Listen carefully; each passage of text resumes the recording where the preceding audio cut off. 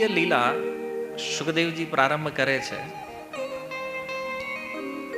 એકદા આરોહમારૂઢમ લાલયંતિ સુતમ સતી ગરિમાણમ શિશોર્વોઢુમ નસેહે ગિરિકોટવત. એકદા સુખદેવજી કહે છે એક સમયની વાત છે. એક સમય એટલે લગભગ ભગવાન 1 વર્ષની ઉંમરના થવા આવ્યા છે. હવે જો 3 મહિનાના હતા ત્યાંથી સીધો જમ્પ લીધો છે સુખદેવજીએ, 1 વર્ષના થઈ ગયા ભગવાન. અને આ નામકરણ ની બધું જ પાછળ આવવાનું છે. આનાથી એક વાત સિદ્ધ છે કે સુખદેવજીએ ભાગવતમાં લીલાઓનો કોઈ ક્રમ નથી રાખ્યો કે ભાઈ પહેલા આ લીલા થઈ પછી આ લીલા થઈ. જે ભાવ મનમાં આવ્યો, જે ભાવનું સ્ફુરણ થયું એ લીલા પ્રારંભ કરી દીધી. કોઈ ફિક્સ નહોતું કે આજ કથા કહેશું, એની પછી આ કથા, એની પછી આ કથા. તો અચાનક સુખદેવજીના મનમાં એક લીલા આવી અને કહે છે એકદા આરોહમ આરૂઢમ લાલયંતી સુતમ સતી. સતી યશોદાજી પોતાના ખોળામાં કૃષ્ણને લાલયંતી લાડ લડાવી રહી છે. અને લાડ લડાવે છે કેવી રીતે? 3 રીતે. પહેલું છે દૂધ પીવડાવીને, બીજું છે કૃષ્ણને ચુંબન કરીને, અને ત્રીજું છે હાથથી થોડું થોડું ઉછાળે છે. માતાઓ બાળકને રમાડતી હોય ને, તો આ 3 રીતે લાલાને લાડ લડાવે છે. અને એમાં યશોદાજી પરમ આનંદની અનુભૂતિ કરે છે કે 84 કોષ બ્રજમાં મારાથી વધારે સૌભાગ્યશાળી, મારાથી વધારે સુખદ અને મારાથી વિશેષ આનંદ લેવા વાળું કોઈ નહીં હોય. અને વાસ્તવમાં કોણ હોય? ભગવાન જેના ખોળામાં પુત્ર બનીને રમે છે. હવે એ માતાના પ્રેમનું આંકલન કોઈ કેવી રીતે કરી શકે? એનો ભગવાનમાં શું પ્રેમ છે? તો યશોદાજી એટલું પરમાનંદની અનુભૂતિ કરે છે. અને એમાં અચાનક ગરિમાણમ શિશોર્વોઢુમ, ભગવાને ધીરે ધીરે પોતાનું વજન વધાર્યું. અને વજન વધારતા વધારતા કેટલું વધાર્યું? ગિરિકુટવત, એક પર્વતના શિખર જેટલું વજન કરી લીધું ભગવાને. અને યશોદાજી વિચારમાં પડી ગયા કે આટલો ભારે કેમ થઈ ગયો? હમણાં તો હજી એને હાથમાં લઈને ઉછાળતી હતી. ઉછાળવાનો અર્થ આમ ઓલું દડાની જેમ નહીં, આમ છૂટો મૂકીને પકડે એમ નથી ઉછાળતી. ખાલી હાથથી ઉપર લઈ રહ્યા, હાથમાં જ છે કૃષ્ણ. અને કીધું આ તો બહુ ભારી વજન થઈ ગયું. તો યશોદાજીએ જ્યારે એ વજન સહન ન થયું એનાથી, તો એણે શું કર્યું? કૃષ્ણને નીચે બેહારી દીધા. ભગવાન બેસતા શીખી ગયા, 1 વર્ષની ઉંમર છે, બેઠા નીચે બેહારી દીધા. યશોદાજીએ વિચાર કર્યો કે આને અહીં બેહારી દીધો છે, આટલો ભારે છે એટલે આ ક્યાંય જવાનો જ નથી. વજન વધી ગયું છે, જાહે ક્યાં? એટલામાં હું કંઈક કામ પતાવી દઉં થોડું. અને જો બાળકનો જન્મ થાય ને પછી માતાને આ એક ચિંતા વધારે રહે છે, કામ પતાવવાની. કારણ કે એને કામ હોય ત્યારે ઓલાને કામ ચાલુ થાય. ઘરમાં અન્ય મેમ્બરો હોય તો વાંધો ન આવે, બાળક ક્યાં મોટા થઈ જાય ખબર ન પડે. જોઈન્ટ ફેમિલીમાં રહેવાનો એક ફાયદો આ હતો પહેલા, કે બાળકો કેમ મોટા થતા ખબર નહોતી. હવે ઓલા એકલા હોય તો શું કરે? પછી બિચારાની પીટાઈ કરે. દે ધનાધન હું તો નથી, કામ નથી કરવા દેતો, નામ ને તેમને. જેટલો પ્રેમ હોય ને બાળપણમાં એ બધો પછી કૂટી નાખે મોટા થાય એટલે. પણ યશોદાજીનો ભાવ એ હતો કે કૃષ્ણમાં સ્નેહ તો એનો હતો જ, પણ વજન વધવાના કારણે એને ત્યાં મૂકી અને યશોદાજી ઘરકામમાં લાગ્યા. તો હવે એક પ્રશ્ન એ છે કે ભગવાને વજન વધાર્યું શું કામ? વિચારવાની વાત એ છે, વજન શું કામ વધારે છે? તો ભગવાન એ વિચાર કરી રહ્યા છે કે હમણાં એક વાવાઝોડું આવવાનું છે. અને વાવાઝોડું આવે તો યુદ્ધનો નિયમ એ છે કે જ્યારે કોઈ વાયુ અસ્ત્રનો પ્રયોગ કરે તો એની સામે કયું અસ્ત્ર ચલાવવું જોઈએ? પર્વતાસ્ત્ર. તો ભગવાને વિચાર્યું કે વંટોળ આવવાનો છે, વાયુ, તો તો એની સામે મારે પર્વત રૂપ બનવું પડશે, કારણ કે વાયુનો પ્રતિકાર પર્વત છે. પર્વત જ હવાને રોકી શકે, એની દિશા બદલી શકે. તો ભગવાને પર્વતની સમાન પોતાનું વજન વધારી દીધું. બીજો એક ભાવ ઈ છે કે માત્રા લગાવવાથી લઘુ જે છે એ ગુરુ થઈ જાય. આ વ્યાકરણનો નિયમ છે. વ્યાકરણમાં 2 અક્ષર હોય, લઘુ અને ગુરુ. જ્યારે કોઈ અક્ષરને કોઈ માત્રા લગાડે એટલે એ શું થઈ જાય? ગુરુ થઈ જાય. તો ભગવાને વિચાર કર્યો કે કૃષ્ણ વંદે જગત ગુરુ, આખા જગતનો ગુરુ તો હું છું, અને મને અહીંયા લઘુ કરી નાખ્યો છે, નાનો કરી નાખ્યો છે, મને નાનો માને છે. પણ ગુરુ મારે થવાનું છે, અને ત્યારે થઈ શકું કે જ્યારે હું મારું વજન વધારું. એટલે પણ ભગવાન ભારી થઈ ગયા પોતાને ગુરુ સિદ્ધ કરવા માટે. અને ત્રીજું કે યશોદાજીએ વિચાર કર્યો, ભગવાનને નીચે શું કામ બેસાડ્યા? ક્યાંક પલંગ ઉપર બેસાડે, કોઈ ઘોડિયાની વ્યવસ્થા કરે, સુંદર નંદ ભવનમાં શું કમી છે? પણ યશોદાજીએ જોયું કે જેમ હું માં છું એમાં પૃથ્વી પણ માં છે. અને બીજું, પૃથ્વીનું એક નામ ધરા છે. તો યશોદાજીનું નામ પણ પૂર્વ જીવનમાં ધરા હતું. અને એણે ભગવાન પાસે યાચના કરી હતી પુત્રની, માતા બનવું એની.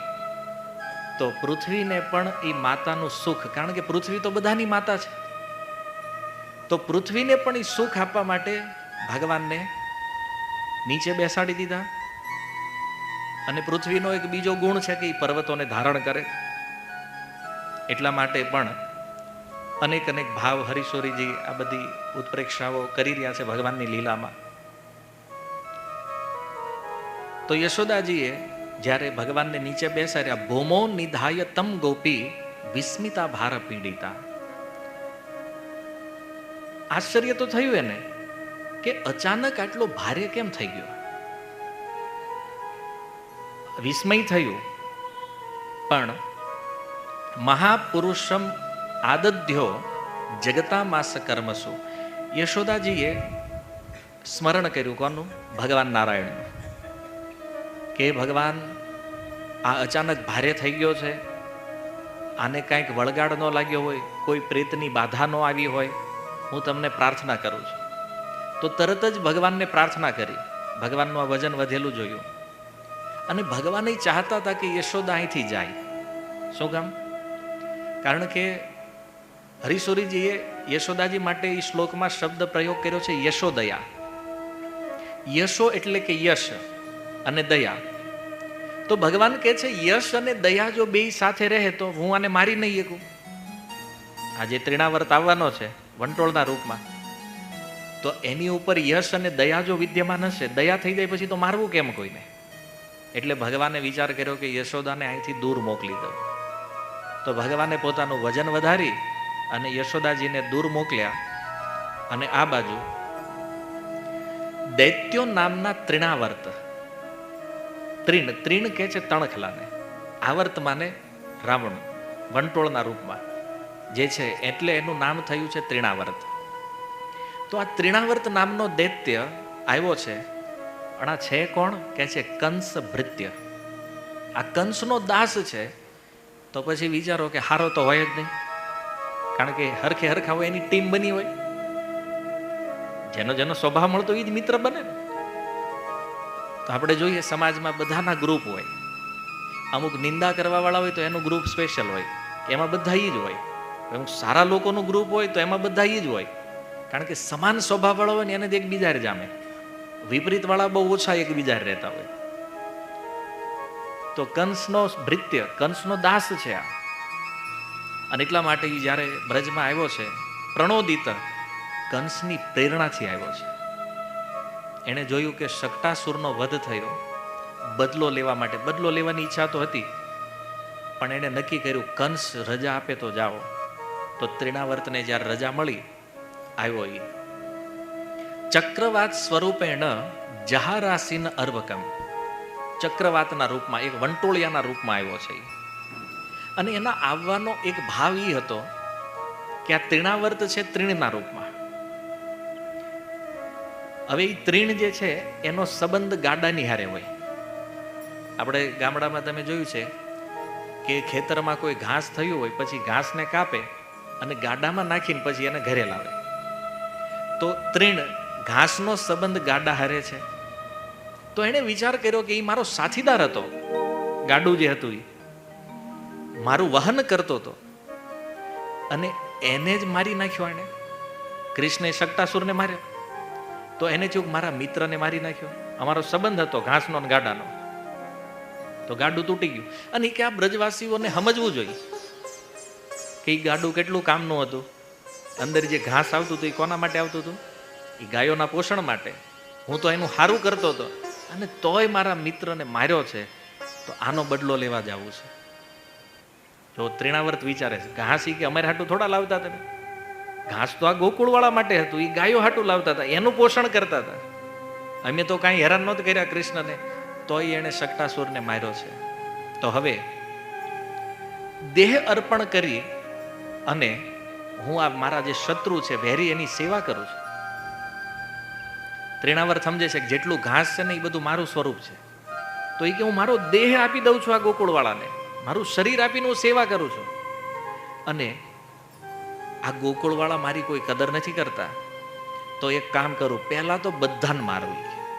તો વંટોળના રૂપમાં આવ્યો ને, તો વંટોળમાં એણે શું કર્યું, નાની નાની રેતીઓના કણ ઉડાડ્યા. શર્કરા, સાકર એટલે કે ખાંડથી થોડાક મોટા કણ અને ધૂળ, એવો વંટોળ ચડાવ્યો, એવો વંટોળ ચડાવ્યો, બધાની આંખ બંધ થઈ ગઈ વંટોળમાં.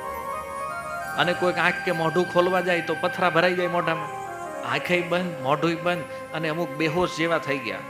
અને આ રીતે એણે આખા ગોકુળને દંડ આપ્યો કે આ બધાની હું સેવા કરું છું, તોય મારા મિત્રને મારવામાં આ લોકોએ સહયોગ કર્યો છે.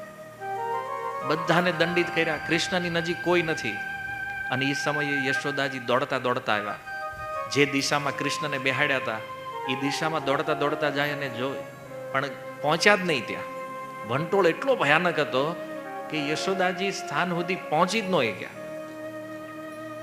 અને બહુ ગભરાણ, આંખ ખુલતી નથી, કાંઈ દેખાતું નથી, કોણ ક્યાં બેઠું છે, કોણ ક્યાં ભાગી રહ્યું, કેવલ અવાજ સંભળાય છે. બધા લોકો બચાવો બચાવો બૂમો પાડતા પાડતા આમથી આમ દોડી રહ્યા છે. અને એ સમયે કહે છે, ઈરયન સુ મહાઘોર શબ્દેન પ્રદિશો દિશ. એક તો એ બ્રજવાસીઓનો અવાજ હતો, અને ઉપરથી આ અસુરે બહુ અવાજ કરતો, ભયાનક અવાજ કરી રહ્યો હતો. બધાના કાન ફાટી ગયા, કોણ હું બોલે છે કાંઈ સમજમાં આવતું નથી. અને આ રીતે સુખદેવજી કહે છે કે મુહૂર્તમ અભવત ગોષ્ઠમ રજસા તમસા આવૃતમ. રજ, રજ કે છે ધૂળને, તમસ, તમસ કે છે અંધકારને. તો એને આખા ગોકુળમાં અંધકાર કરી નાખ્યો. રજ અને અંધકારથી ક્યાંય કૃષ્ણ દેખાતા નથી. જો આની ઉપર આચાર્યોએ બહુ સુંદર ભાવ આપ્યો છે કે જ્યારે કોઈ વ્યક્તિ ઉપર રજોગુણ અને તમોગુણ સવાર થાય ત્યારે એ વ્યક્તિ ભગવાનને જોઈ શકતા નથી. રજોગુણ તમોગુણનો પ્રભાવ આવે પછી ભગવાનનું દર્શન ન થાય. ચાહે બ્રજવાસીઓ પણ કેમ ન હોય, સંસારના કોઈ પણ મોટા તપસ્વી કેમ ન હોય, ગમે એવા મોટા વ્યક્તિઓ હોય, જો રજોગુણ અને તમોગુણથી આવૃત થયા તો ભગવાનનું દર્શન એના માટે બંધ થઈ જાય છે. તો અહીંયા બ્રજવાસીઓને પણ બે ઘડી માટે ભગવાનનું દર્શન થયું નહીં. યશોદાજીએ જે સ્થાન ઉપર કૃષ્ણને મૂક્યા હતા માંડ માંડ કરીને ત્યાં પહોંચ્યા, અને ત્યાં આવીને જોયું તો કૃષ્ણ ત્યાં નથી, ભગવાન ત્યાં હતા નહીં. ના પશ્યત કશ્ચન આત્માનમ પરમ ચાપી વિમોહિત. એટલી ધૂળ ઉડેલી કે લોકો અત્યંત ઉદ્વિગ્ન બેસુધ જેવા થઈ ગયા છે અને કાંઈ દેખાતું નથી. એ સમયે યશોદાજીને બહુ દુઃખ થયું. યશોદાજી શોક કરવા લાગ્યા. વંટોળ પણ ધીમે ધીમે શમન થઈ ગયું, કારણ કે કૃષ્ણ જ્યાં બેઠા હતા, આ તૃણાવર્તે જોયું કે આ જે વ્યક્તિ છે જે કંસનો શત્રુ છે, તો એણે ભગવાનને ઉઠાવ્યા અને ભગવાનને ઉઠાવી અને આકાશમાં લઈ ગયો પોતાની સાથે.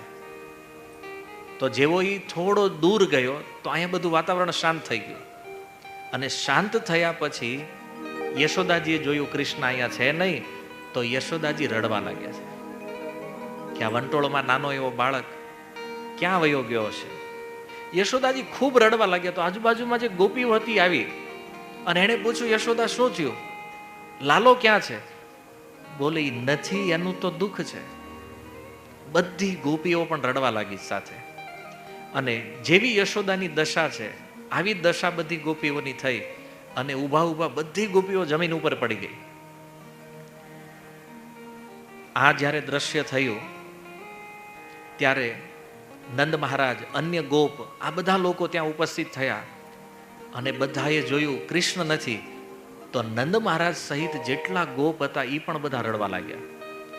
અને આ બાજુ કહે છે, ત્રિણાવર્ત શાંતરયો વાત્ય રૂપ ધરોહરન કૃષ્ણમ ન ભગતો ગંતુમ નાશકોનો ભૂરી ભારભૃત. ભગવાનની ત્રિણાવર્ત જેવો ઉપર લઈને ગયો તો ભગવાને શું કર્યું, પોતાના નાના હાથથી પહેલા ત્રિણાવર્તનું ગળું પકડી લીધું ભગવાને. અને ગળું પકડીને ધીરે ધીરે ભગવાન પોતાનું વજન માંડ્યા વધારવા. જો પહેલા વજન હલકું કરી નાખ્યું, ત્રિણાવર્ત ઉઠાવી જાય એટલે. અને પછી ઓલાની બોચી પકડી, બોચી પાછળથી પકડે અને આગળથી ગરદન પકડી અને ભાર વધાર્યો ભગવાને. ત્રિણાવર્ત વિચારવા માંડ્યો, ઉઠાવ્યો ત્યારે તો એટલો હલકો હતો અને આટલો બધો ભારી કેમ થઈ ગયો? તો એ સમયે કે છે, તમસ્માનમ મન્યમાન આત્મનો ગુરુ મત્તયા ગલે ગૃહિત ઉત્સૃષ્ટુમ નાશકનો અદ્ભુત અર્વકમ. ભગવાને ગળું પકડ્યું, ઉપરથી ભાર વધાર્યો. ત્રિણાવર્તને થયું કે હું કોઈ પર્વતને ઉઠાવીને લાવ્યો છું, કહું એટલું વજન ભગવાને વધાર્યું. અને ભગવાને એટલું ગળું જોરથી પકડ્યું હતું. ત્રિણાવર્ત કે છોડ છોડ પૂતનાની જેમ, પણ ભગવાન કે તને જ બોલવા દેવાનો જ નથી. કેમ? એ કે ઓલી પૂતના આવી હતી, કેટલો દેકારો કર્યો, અમારા બ્રજવાસીઓના કાન ફાડી નાખ્યા. એટલે ભગવાને આનું ગળું પકડી લીધું, પૂતનાને ગળું ન જ પકડ્યું ભગવાને. તો એ બહુ દેકારો કરી દીધો, બહુ અવાજ કર્યો, બ્રજવાસીઓ દુઃખી થઈ ગયા. આનું ગળું પકડ્યું ભગવાન, અવાજ તો કાઢવાનો જ નથી કર્યા. અને એટલી છોડાવવાની ટ્રાય કરે, પણ ઠાકોરજીનો સ્વભાવ કાલે આપણે જાણ્યું, એ પકડે પછી છોડતા નથી. તો બહુ ટ્રાય કરી, પણ હવે તો ત્રિણાવર્તય થાક્યો અને ભગવાનને થયું કે હવે આના પ્રાણ નીકળવાની તૈયારીમાં છે. અને એ સમયે ત્રિણાવર્ત બહુ પ્રયાસ કર્યા પણ પોતાને છોડાવી ન ગયો. ભગવાન એટલું જોરથી ગળું પકડ્યું હતું, ગલ ગ્રહણ નિચેષ્ટો દૈત્યો નિર્ગત લોચન. એટલું જોરથી ગળું પકડ્યું હતું કે બેભાન જેવો થઈ ગયો આકાશમાં. અને નિર્ગત લોચન, આંખો બહાર આવી ગઈ. અવ્યક્ત અક્તરાવો ન્યપતત સહબાલો વ્યસુબ્રજે. અને પ્રાણ રહિત થઈ ગોકુળની નજીક પાડ્યો ભગવાને આને. નજીક એટલે પાડ્યો, એ કે ઓલી પૂતના પડી હતી તો કેટલાય ઝાડવા તોડી નાખ્યા. આ વખતે એક પણ ઝાડ ન તૂટવું જોઈએ, ભગવાને નક્કી કર્યું. આ કે ભાઈ ઉગાડવામાં કેટલી મહેનત થાય, કાપી નાખે ગમે એ માણસ જલ્દી, પછી ઉગાડવો હોય ત્યારે. એટલે ભગવાન કે આ વખતે ગોકુળમાં કોઈ નુકસાન કરવાનું થતું નથી.